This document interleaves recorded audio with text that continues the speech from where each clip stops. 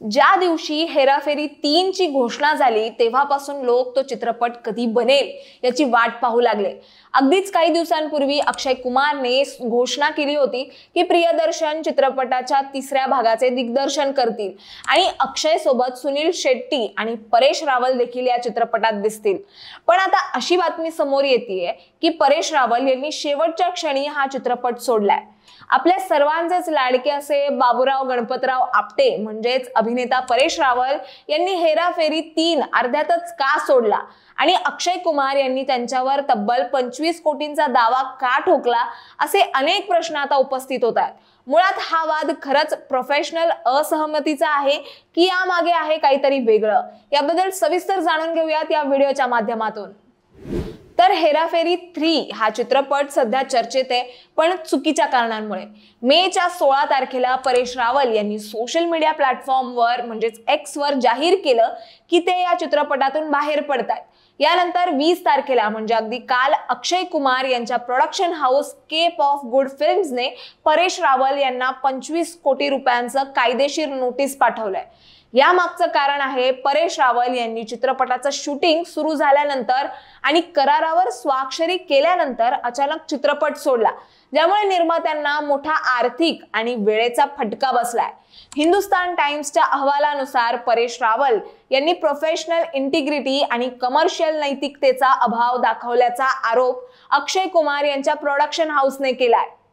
हेराफेरी हा चित्रपट 2000 मध्ये प्रदर्शित झालेला एक आयकॉनिक कॉमेडी चित्रपट आहे, ज्यामध्ये अक्षय कुमार ॲज राजू, सुनील शेट्टी ॲज श्याम आणि परेश रावल ॲज बाबूराव यांनी मुख्य भूमिका साकारल्या होत्या।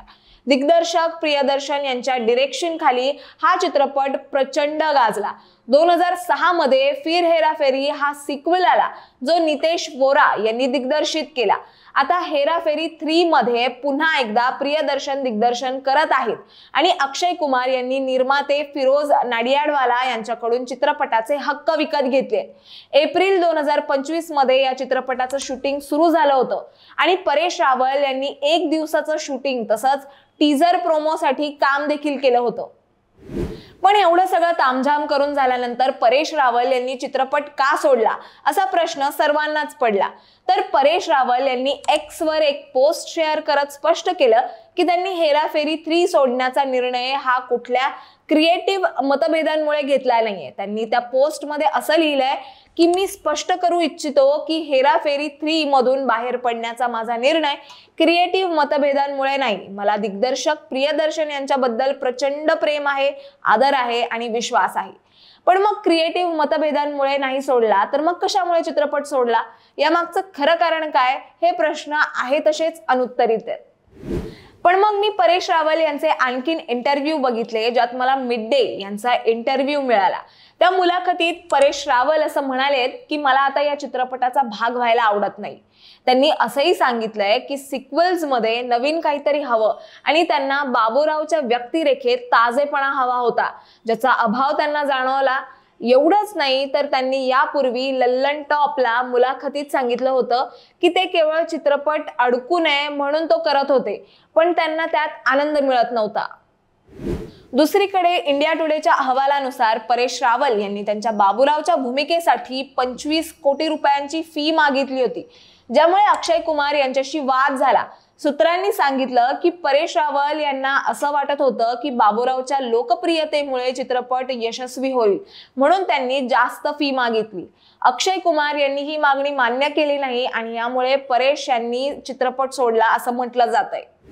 अक्षय कुमार जे हेराफेरी 3 चे निर्माते आणि अभिनेते दोन्ही आहेत, त्यांनी परेश रावल यांच्या अचानक बाहेर पडल्यामुळे झालेल्या आर्थिक आणि निर्मितीतील अडथळ्यांसाठी 25 कोटींच्या नुकसान भरपाईची मागणी केली आहे। हिंदुस्तान टाइम्सच्या सूत्रांनुसार परेश रावल यांनी जानेवारी 2025 मध्ये एक्स वर चित्रपटात सहभागी होण्याची घोषणा केली होती।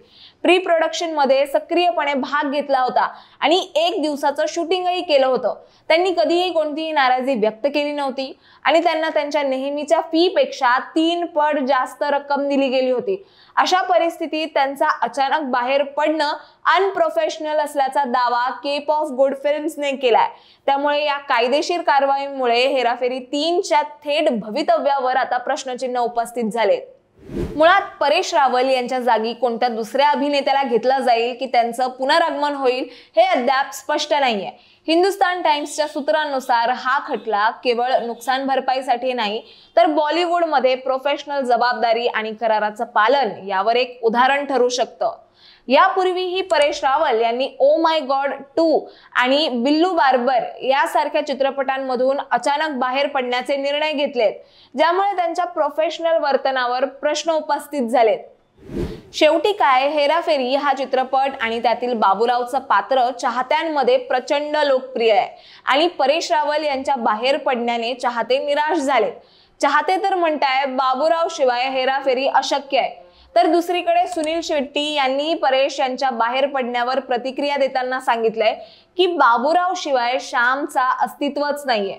अशा परिस्थितीत आपल्याला पुन्हा बाबूराव गणपतराव आपटे हे पात्र बघायला मिळेल की नाही याची शाश्वती नाही। तुम्हाला काय वाटतं, नेमकं काय कारण असू शकतं परेश रावल यांचं हेराफेरी सोडण्याचं, हे आम्हाला कॉमेंट्समध्ये कळवा आणि अशाच माहितीपूर्वक व्हिडिओ बघण्यासाठी लगेचच सबस्क्राईब करा प्राईम टाइम महाराष्ट्रला।